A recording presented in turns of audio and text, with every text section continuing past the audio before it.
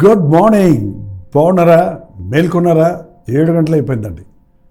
మీరు ఏ దేశంలో ఉన్నారు, ఏ సమయంలో వీక్షిస్తున్నారు? మీకు అందరికీ ప్రభునామంలో శుభములు.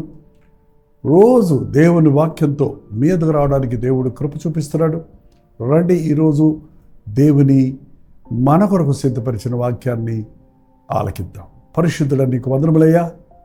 ఈ అంచెతనములలో మా విశ్వాసాభివృద్ధి పొందినట్లుగా మేము నీ కృప కొరకు వేడుకొనుటకు వినుట వలన విశ్వాసము కలుగుతున్నావు కనుక నీ మాట కొరకు కనిపెట్టుకుని ఉండగా మమ్మల్ని బలపరచుమని క్రీస్తునామంలో అడుగుచున్నాను తండ్రి, ఆమేన్.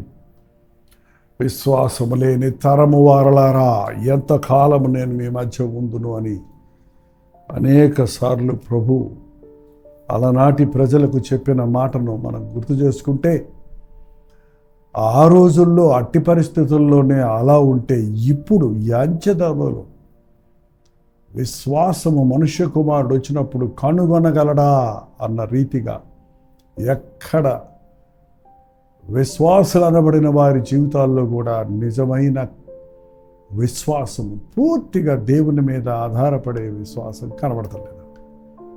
ప్రతిదానికి రుజువులు కావాలి, నిరూపణలు కావాలి, కంటితో చూడాలి, మనం అప్పుడు కానీ నమ్మమన్నట్టు ఉంటుంటాం. బట్ విశ్వాసము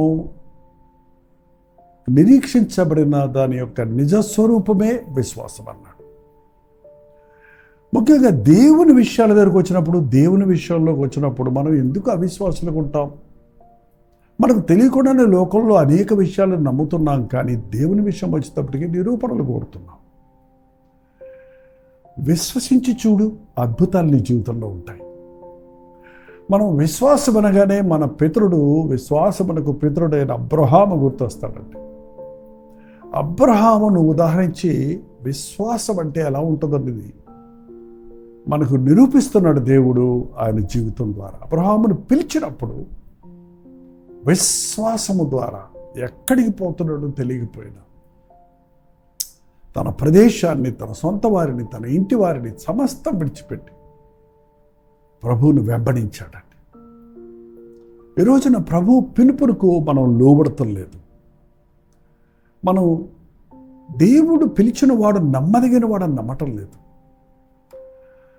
దేవుడు పిలిచినప్పుడు నాకు ఏమిస్తావు, ఏం లాభము అనేది చూసుకుంటున్నావు. సరే, రమ్మంటున్నావు, ఎక్కడికి రమ్మంటున్నావు, ఎక్కడ నన్ను ముంచుతావు అనే విషయాల కొరకు మనం జవాబులు దేవుని దగ్గర నుంచి కోరుతున్నామే కానీ, నా దేవుడు నమ్మదగిన వాడు, పిలిచినవాడు, నన్ను విడువడు, నేనున్న స్థాయి కంటే ఉన్నత స్థాయిలో నన్ను ఉంచుటకే దేవుడు నన్ను పిలుస్తున్నాడని నమ్మటం లేదు. ఒకసారి చూడండి, రోమీయులకు రాసిన పత్రిక 4వ అధ్యాయంలో దేవుడు పిలిచినప్పుడు అబ్రహాము దేవునికి లోబడ్డాడు. నిన్ను జనములకు తండ్రిగా చేస్తానని వాగ్దానం ఇచ్చినప్పుడు ఒక్క బిడ్డ కూడా లేకపోయినప్పటికీ ఆ వాగ్దానాన్ని నమ్మాడు. 18వ వచనం చూడండి, 4:18లో నీ సంతానం ఇలాగ ఉండునని చెప్పిన దానిని బట్టి తన అనేక జనములకు తండ్రి అగునట్లు నిరీక్షణాధారము లేనప్పుడు అతడు నిరీక్షణ కలిగి నమ్మెను. భలే ఉంది మాట. నిరీక్షణాధారము లేనప్పుడు, ఎటువంటి నిరీక్షణ లేనప్పుడు, ఎటువంటి ఆధారము లేనప్పుడు, ఎటువంటి సాధ్యమయ్యే పరిస్థితులు కనబడినప్పుడు నిరీక్షణ కలిగి ప్రభువును నమ్మాడు. మరియు అతడు విశ్వాసమునందు బలహీనుడు కాక రమారమి 100 ఏండ్ల వయసు గలవాడై ఉండి అప్పటికి తన శరీరము మృతతుల్యమైనట్టుగా మట్టును శారా గర్భము మృతతుల్యమైనట్లుగా నువ్వు ఆలోచించను కానీ, నమ్మింది ఒకరోజు నమ్మాను అంటాం కాదండి. ప్రభు పిలుపుకు లోబడి సమస్తం విడిచిపెట్టాడు, ప్రభువును వెంబడిస్తున్నాడు. సంవత్సరాలు గతించిపోతున్నాయి.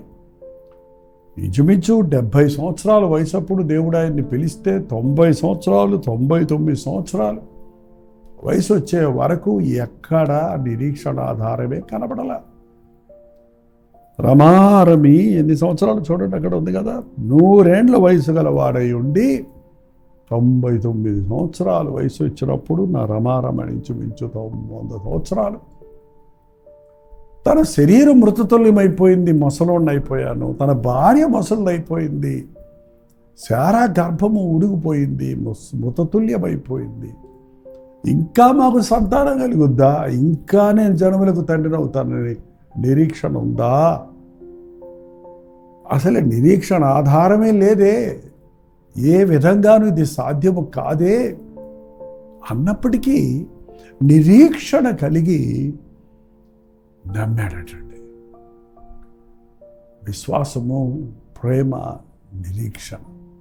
ప్రేమ, విశ్వాసము, నిరీక్షణ, ఈ 3 నిలుచు. వీటిలో శ్రేష్టమైనది ప్రేమ. దేవుడిని ప్రేమించేవాడు మాత్రమే దేవుడిని విశ్వసిస్తారండి. ఆ మాటకు వస్తే, నువ్వు ఎవరినైనా నమ్మటం లేదంటే నువ్వు వారు నిజంగా ప్రేమిస్తలేదని అర్థం. నువ్వు ప్రేమించిన వారిని నువ్వు నమ్ముతావు. నువ్వు ప్రేమించిన వారి దగ్గర నుండి నీకు మేలు కలుగుతుందని నిరీక్షిస్తావు. దేవుడు నన్ను ప్రేమిస్తున్నాడు అని నమ్మినవాడు దేవుడు నాకు కీడు చేయుడు అని నమ్ముతాడు. విశ్వాసముతో నిరీక్షణ ఆధారము లేనప్పుడు ఎలా ఉన్నారు మీ జీవితాల్లో? ఇంకా నా పని అయిపోయింది, ఇంకా నాకు ఏ హోప్ లేదు, ఏ నిరీక్షణ లేదు, ఇంకా I can't do anything, I can do nothing, నేనేం చెయ్యలేను, ఇంకా నాకు విడుదల దొరకదు, ఇంకా నాకు అభివృద్ధి దొరకదు, ఇంకా నాకు సంతానం కలగదు, ఇంకా నాకు ఆరోగ్యం మరలా చేకూరదు, ఇంకా నేను మరలా తిరిగి క్రీస్తు కొరకు బ్రతకలేను అన్నాను నిరుత్సాహంలో ఉన్నారా? దేవునికి వ్యతిరేకంగా నేను తప్పు చేశాను, ఈ తప్పును దేవుడు కూడా క్షమించడని ఆలోచనతో ఉన్నారా?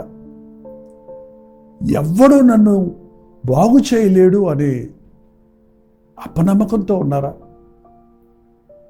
నా జీవితంలో ఇది జరగదు అని అనుకుంటూ ఉన్నారా? అబ్రహామును చూడండి, ఇంకా ఏ హోప్ లేదనుకున్నప్పుడు, నిరీక్షణ ఆధారమే లేకపోయినప్పటికీ ఆయన ప్రభు మీదే నిరీక్షణ ఉంచాడు. ఈ కెన్ డూ, నా దేవుడు నాకు చేస్తాడు. ఆ 100 ఏళ్ల వయసు అప్పుడు అబ్రహాము 90 ఏళ్ల వయసులో ఉన్న శారాకి చక్కటి బిడ్డనిచ్చాడు, ఇస్సాకునిచ్చాడు. ఇస్సాకు అంటే నవ్వుట. నమ్మిన వాడు ఎప్పుడు ఒమ్మవడండి. ప్రభువుని నమ్మండి. మనుషులు నమ్మారా అంతే. మిమ్మల్ని మీరు నమ్ముకుంటున్నారు. ఈ రోజున మనుషులు తాను నమ్ముకుంటున్నాడు. ఎంత అజ్ఞానం అది. వస్తువులు నమ్ముతున్నారు, బంగారాలు నమ్ముతున్నారు, కంప్యూటర్లు నమ్ముతున్నారు. ఎప్పుడోసారి హ్యాండ్ ఇచ్చేస్తాయట. ఈ డిజిటల్ అనేది చాలా ప్రమాదకరమైందండి. దాని మీదనే మీ నమ్మకం అంతా పెడుతున్నారే కానీ ఎప్పుడు డిలీట్ అయిపోతాయో, ఎప్పుడు అవి చెదిరిపోతాయో, పాడైపోతాయో మనకు తెలియదు. నమ్మదగిన దేవుడు మాటిచ్చి నెరవేర్చేవాడు ఆయన. నిరీక్షణ ఆధారం లేనప్పటికీ, ఎటువంటి హోప్ లేనప్పటికీ దేవుని మీద విశ్వాసం ఉంచాడు. చక్కటి బిడ్డను పొందాడు విశ్వాసం ద్వారా. మళ్ళీ దేవుడు, నీకు ఒకగానొకడైన కుమారుడు నాకు మొరియా పర్వతం మీద తీసుకొచ్చి బలిమ్మని అడిగినప్పుడు, ఏంటి ఇలా అడుగుతున్నాడు దేవుడు, నాకు అన్యాయం చేస్తున్నాడు అని దేవుని మీద సడగలేదు, గొణగలేదు, తిరగబడలేదు, దేవుని మాటకు జవదాటలేదు. కానీ తన కుమారుని వెంటబెట్టుకుని మొరియా పర్వతం మీదకు ఎక్కి, కుమారుడు నాయన కత్తుంది, నొప్పుంది, మరి గొర్రె పెళ్ళేదంటే ఎంత ఎంత ఎంత విశ్వాసంతో యెహోవా ఈరే అని చెప్పాడు చూడండి. ఆ రీతిగానే దేవుడు తన విశ్వాసానికి ప్రతిఫలంగా అక్కడ పొటేలును చూపించాడు. తన కుమారుణ్ణి దేవుడు బలిమ్మన్నప్పుడు ఇంకా సందేహింపక, కత్తెత్తినప్పుడు ఆగు, దీనిని బట్టి నీవు నాకు భయపడుతున్నావు. ఇతనికి బదులుగా అదిగో ఆ పొటేలుడు బలిమ్మని చెప్పినట్లు అబ్రహాము విశ్వాసమును బట్టి తన హృదయంలో నిశ్చయించుకున్నాడు కాబట్టి తన కుమారుడిని బలి ఇచ్చను అన్నట్టు దేవుడు అతన్ని దీవించాడు. అవునండి, విశ్వాసం ద్వారా మనం ఆధ్యాత్మిక జీవితంలో వర్ధిల్లుతాం. దేవుని మీద విశ్వాసం ఉంచిన వాడి జీవితాల్లో ఈనాడు ఏ కీడు జరగదు. అబ్రహాము దేవుని మీద విశ్వాసం ఉంచాడు. బహు ధనవంతుడైనప్పటికీ ధనాన్ని నమ్ముకోలేదు, గృహాలు కట్టుకోలేదు, గుడారాల్లోనే నివసించాడు. పరదేశులుగా, యాత్రికులుగానే ఈ లోకంలో జీవించారు. ఎందుకు? దేవుడు దేనికి శిల్పియో నిర్మాణకుడై ఉన్నాడో ఆ పట్టణము కొరకు కనిపెట్టుకున్నాడు. ఆ పట్టణంలో నేను నిరంతరం ఉండబోతున్నాను, పరలోకం ఉన్నది అని విశ్వసించాడు. ప్రభువు నా కొరకు సిద్ధపరిచాడు. ఆయన యేసు ప్రభు మాటలు వినలేదు, నేను వెళ్ళి మీకు స్థలము సిద్ధపరిచి నేనుండు స్థలములో వచ్చి మీరును ఉండులాగా మిమ్మల్ని తీసుకొని వెళ్తారని చెప్పిన మాట అబ్రహాముకి వినిపించబడలేదు, కానీ విశ్వసించాడు. ఆ దేవునితో ఉండే భాగ్యమని విశ్వసించి ఈ లోకంలో దేవుని వైపు చూచి దేవుని పట్టణం వైపు కనిపెట్టుకొని విశ్వాసమునకు పితరుడయ్యాడు. ప్రియసోదరుడు సోదరి, మీ జీవితాల్లో విశ్వాసం ఉందా? సాధారణంగా ఉంది అని తల ఊపటము, ఉంది అని చెయ్యటము మనకు సర్వసాధారణమైంది. కానీ చూడని దానిని నమ్మటమే విశ్వాసము.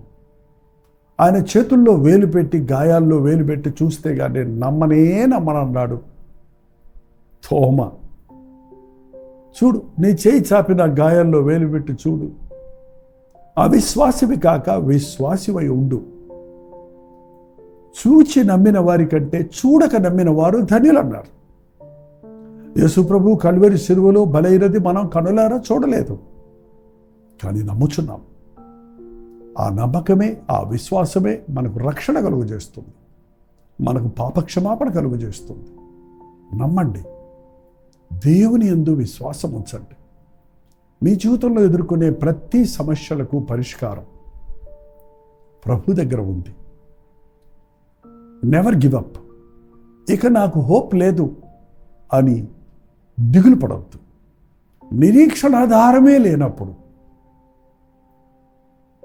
నిరీక్షణ కలిగిన అబ్రహాము వలె మన జీవితాల్లో సమస్యల గుండా వెళ్తున్నప్పుడు, పోరాటాలతో వెళ్తున్నప్పుడు, మనకు అర్థం కాని బాధలో, వేదనలో మనం ఉన్నప్పుడు, కొరతలలో, కొదువులలో మనం పోతున్నప్పుడు, ఇవన్నీ నా మేలుకే, ఇవన్నీ తీర్చగలిగిన వాడు నా ప్రభు అని విశ్వసించండి. అద్భుతమైన సాక్షులుగా మీరు నిలవగలుగుతారు.